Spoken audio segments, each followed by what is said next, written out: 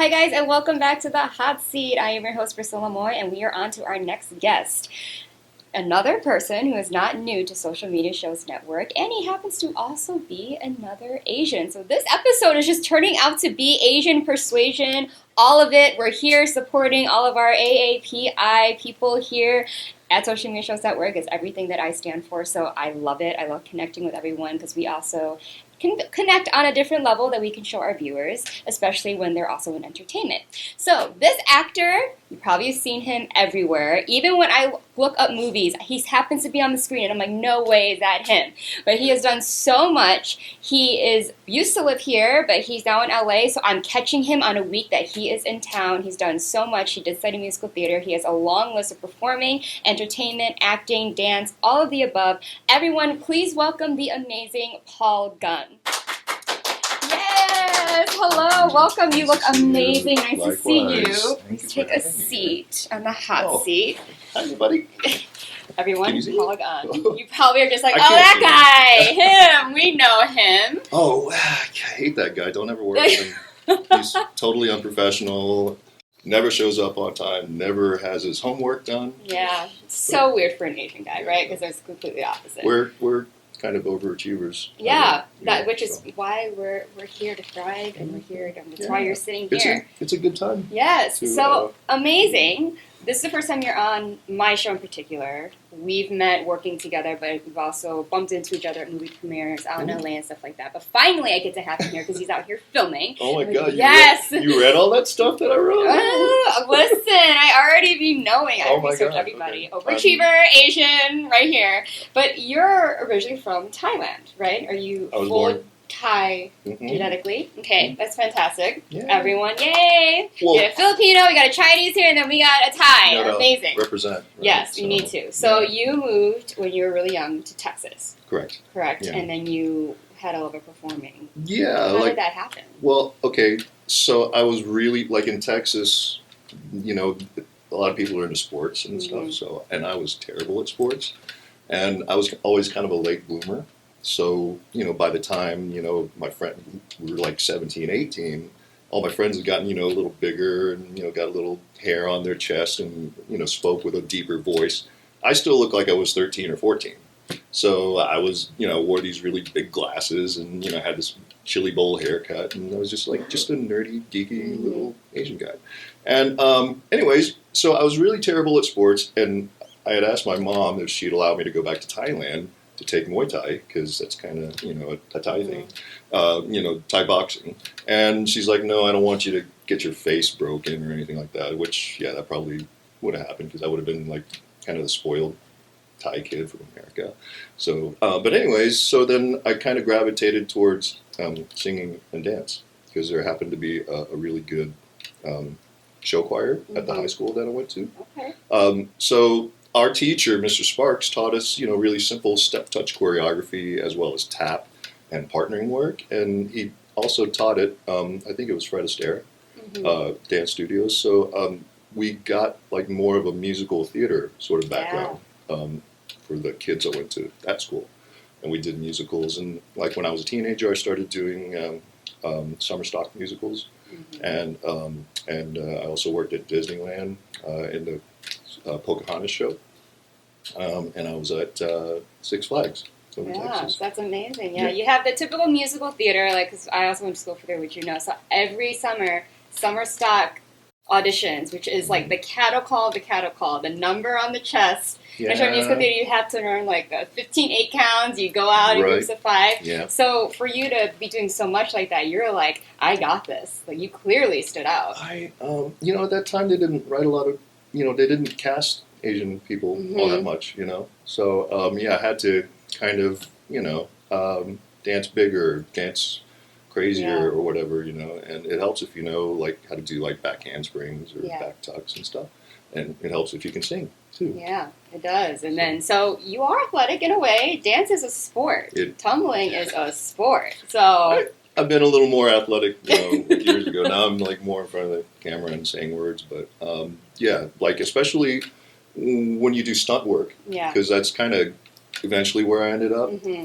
I was in several shows here on the Vegas Strip. I was in Splash. I was in Enter the Night. I was in Show in the Sky, and I was in Tournament of the Kings, which is that jousting, sword fighting show that you eat dinner with your hands. And the thing about doing a live stunt show is you have to get everything right the first time.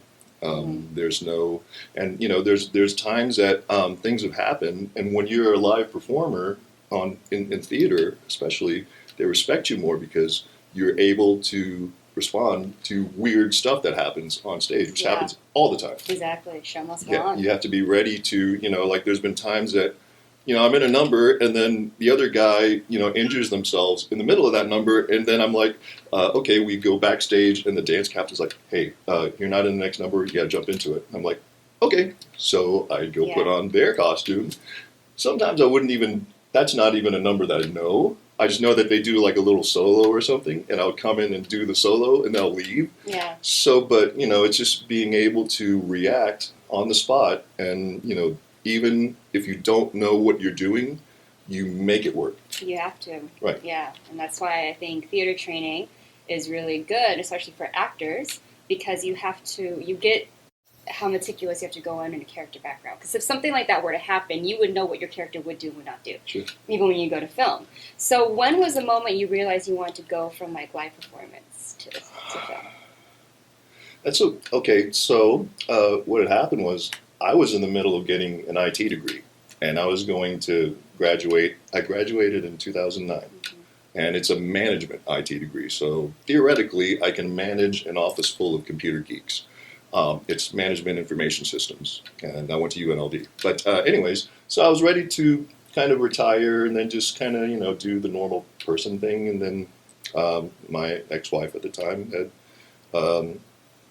she was into the acting thing. And people, when I was growing up, for some reason, people were always like, the two things that they said to me were, you have a good speaking voice.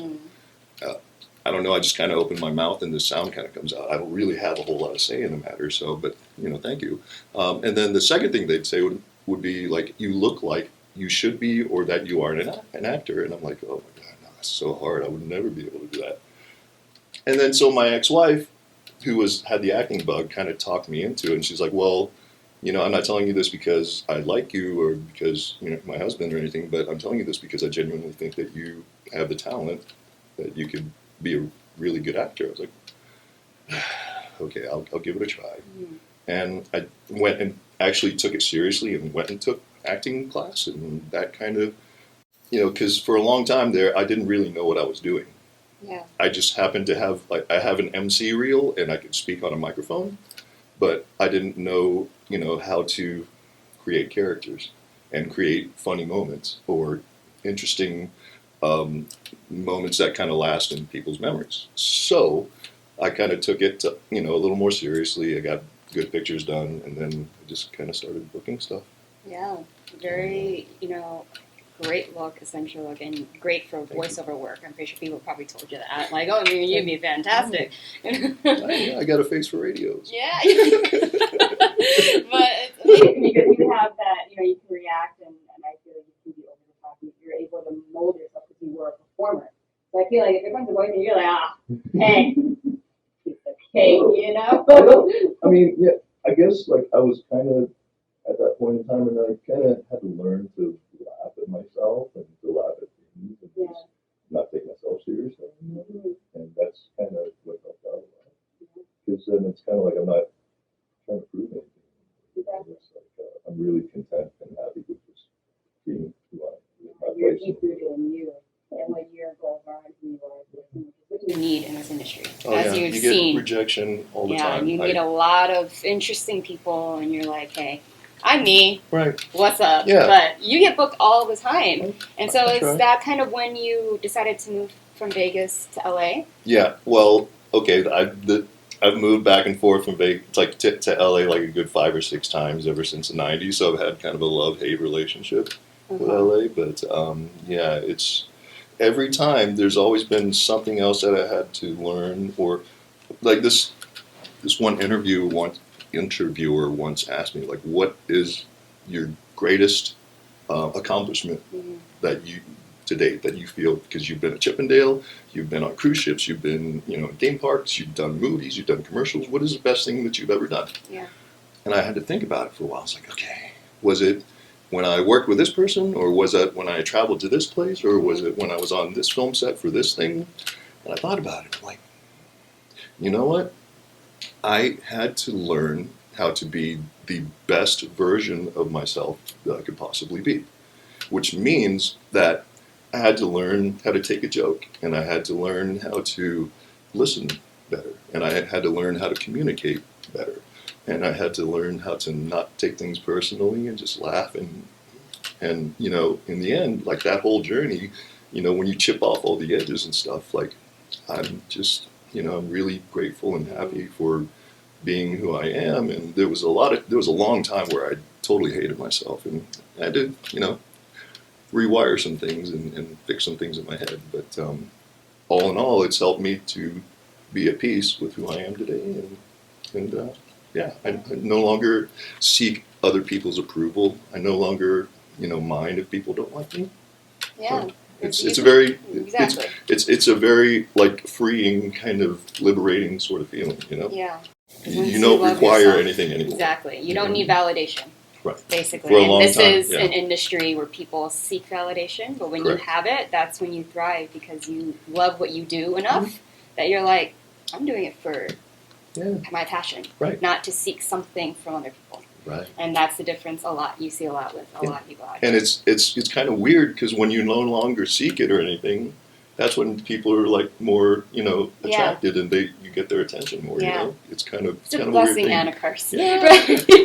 But you were at Chippendale, you were in theater, you did all these things, and you're in film now. What is it like being an Asian male, especially starting back then, before times have really changed? What is that like for you? So being an Asian guy in the entertainment industry was kind of a blessing and a curse, because if you're good, then oftentimes you can get hired to, like, in a show, and you're kind of the token Asian person or whatever, right? So like being a dancer in Vegas, it helps if you're tall, because a lot of times you have to match up with these tall showgirls that they're already like about 5'10", 6 feet already, and with heels they're even taller, so you have to be able to match up with them. To be a good dancer in like Los Angeles, you have to be good, but you have to be short, because they don't ever want you to be taller than the lead person, and on tours and doing music videos, they don't ever want you to be taller than, you name it, like Janet Jackson or Madonna or whatever. They always want you to be shorter, so you don't steal focus. So, but anyways, it's great, because I was always kind of the token Asian guy. There was always like the Caucasian dudes and the Latino dudes and the black dudes, and I was one of the only Asian guys. So it was wonderful in that respect. Crossing over into TV and film, there's less parts written for us. There's more now. But it took a long time to get to that point. And it took a long time to, because I think a lot of writers kind of write what they know of. And maybe not a lot of them have Asian friends or whatever. But we're starting to see, especially with, the Oscars this last year, with Everything Everywhere All at Once, we're starting to get seen more, and there's, more inclusivity as far as, the different colors and whatnot on screen. Yeah. So, and so and it shows you don't have to just play the Asian role that speaks in a native language. Yeah. Like, there's going to be one in Barbie. I know the trailer just came out. Oh, yeah. Yes.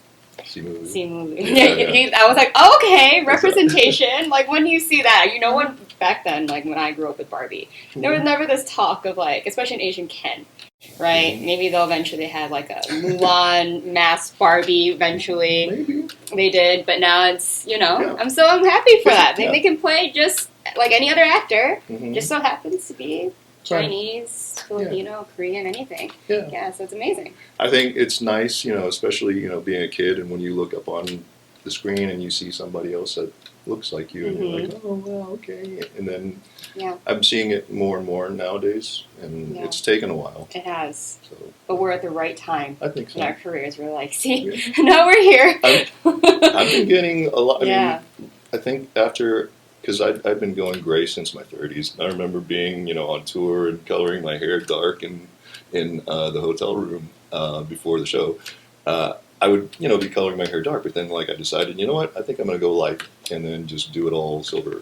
And so I did, and then I started getting, I used to be like the gangster or the drug dealer or the rapist. And nowadays I'm getting more seen for the boss of the henchman or like even, lead roles now. Yeah. So I'm really moving on up in the gang. I'm trying to, yeah. But no, it's a great look. You pull it off very, very well, and it just fits you. Okay. Like, because I want to touch base. Everyone knows Mandalorian. Everyone knows Bullet Train. How I noticed Paul was as I was watching Bullet Train, I was like, there's no way there has to be another guy with the same length hair, the silver gray with the vibe. And I was like, that can't be. I was like, I would embarrass myself, right? And be like, is that you? Be that person. Like, I think I saw you on TV. But then he posted something, and I was like, what? That was a big deal because you got some camera time. Yeah, no. That doesn't count in LA It because doesn't, I don't but have any lines. It counted when I was like, oh, thank you. Paul Gunn. Because that was a big deal, though. You worked alongside some pretty big actors. Yeah. So Brad wasn't there. So Mr. Pitt was not there the day that I was there. The days, what's his name? Aaron Taylor Johnson is. And he didn't talk to us, but very, very on it. Like every time he came out with a different line and stuff. It was really interesting to watch him work and stuff and come up with like different responses to what our leader was saying to him and stuff. So yeah.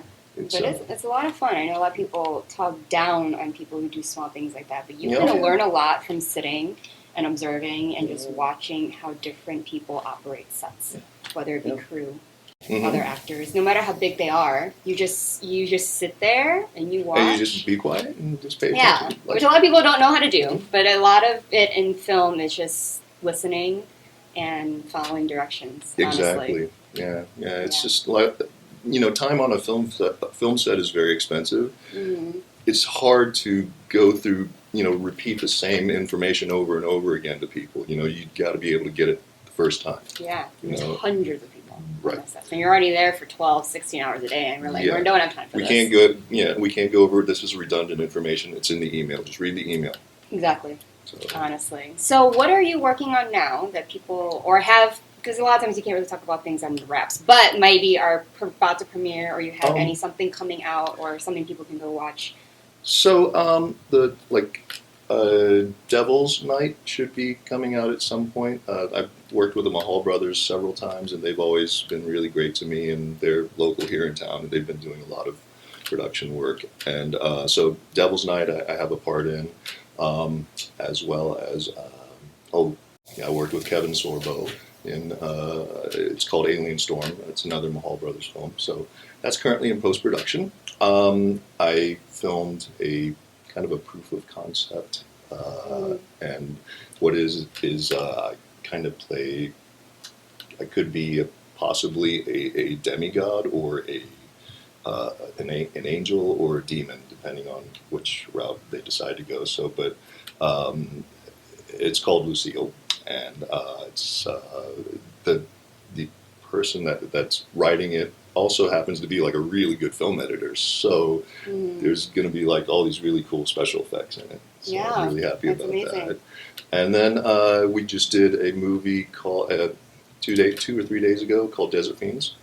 Sean C. Phillips is the director on that, and we play Joe, Anna Heckman, who's my girl, and I play like a couple of these 80s concert goers that sneak up on stage, and then we sing a really bad song, and then we start dancing to like this 80s mix, and then we get chased off by the security people. But it's kind of a funny moment in this horror film. But, a comic relief. Yeah. So I love that. Yeah. Yeah, that's amazing. Well, congratulations. Thank you. So do you primarily work with a lot of agents? Like, because I know everyone's different. Sometimes agents really are great for some people, and some freelancing is working more in their favor. Mm-hmm. How would you say that for advice or for maybe some aspiring actors? That's like first off, like everybody in LA is either looking for an agent or they're looking for a new agent. Mm-hmm. There's a lot of people that just seem to not be happy with their agents. I don't know. I've been happy with mine personally. Hi Eddie. It's the Culbertson Group out of LA. They've been really good to me and have submitted me for work. I mean, I just turned down an asylum film because I was already booked on something. Yeah. So, but yeah, he's been great for me. But I think it's everybody's kind of on an individual thing, and I think like if you're wanting to seek an agent, just make sure like especially if they're an LA agent. Like they're so used to working with people that are prepackaged and ready to go. They don't have time to hold your hand and explain things to you. So it's like when you go to talk to an LA agent, you got to say, "Hi, my name is, and here's my IMDb, here's my website, here's my LA casting, here's my Frontier casting, here's my Actors Access." There's you gotta go in fully loaded, ready to go, and know what you're doing because a lot of times they work with people that have been in it for a very long time, or you can start off in the smaller cities and then just work your way up and do some production work. It's great to be behind like I learned so much doing on the production side of things and how certain people kind of tend to behave and stuff. Right. But it's very enlightening. For sure. Yeah, Paul and I actually you learn met. now what to do. So Yeah, Paul and I actually met on a stuff. very horrific, traumatic. I still suffer from PTSD, but it brought us together. But at the end of the day, here we are. We survived, so it was absolutely amazing. But a lot of people, a lot of actors never know where to start. But my word of advice is always like kind of what you say. One, become prepared, learn, and then just. Everyone's different though, so what works for you might not work for them. Me, vice versa. We're all marketed differently. Finding an agent that believes in you enough—that's also a big thing. But yeah, and some cities work for some people, and some cities don't. Right. Like some people, like New York and LA, completely different ballpark. Yeah. West and East Coast, completely different. So the next and last question I want to ask, because this is something that I ask all of my guests because it kind of sums up the person as a whole. Is there a philosophy that you live by? Okay, so for a very long time I used to be kind of insecure and I used to like be loud and stuff and brash and whatever. But nowadays I find that I just I concentrate on doing the best work and doing my work and doing the craft, and I just allow it to speak for myself these days. I think that if you just concentrate on your work, everything that you're searching for will come and find you. Yes, I love that. I love genuine, humble, hardworking Asian persuasion 101. Yeah, and thank you. And it's just it's been a journey for me too as well. Because there's a lot of qualities that I needed to address, and I don't know, that's everyone though. But it's what you take with that and how you go forward. Right. Yeah. And it's amazing. You took it in a great positive way, and we're here, and you got a lot to talk about, and you're thriving, and it's working out. So that's the best thing. You're out here, you're working, you're doing what you want to do, and you're proud of it. Yeah. So that's the best thing, and you're authentic. So and thank you so much. Thank you. Yeah, congratulations on all. Thank you. So Paul Gunn, everyone. Please tell them where they can find you, connect with you. Okay, so on Instagram and Twitter, I'm at Paul Gunn Actor, all one word, and Gunn is with two N's, like my last name. And on TikTok, although I'm not really that, anyways, I'm not on there all the time, but that's the Gunn Man. But once again, all one word, two N's on Gunn. So. And I'm on Facebook as well. And, thank you very much for watching, and thanks for having me. Yes, of course. Thank you so much for taking your time out when you're in Vegas to come sit here on the hot seat. So amazing, genuine guy, genuine energy, authentic, everything that we love here on the hot seat. So make sure you don't go anywhere because the show is still running.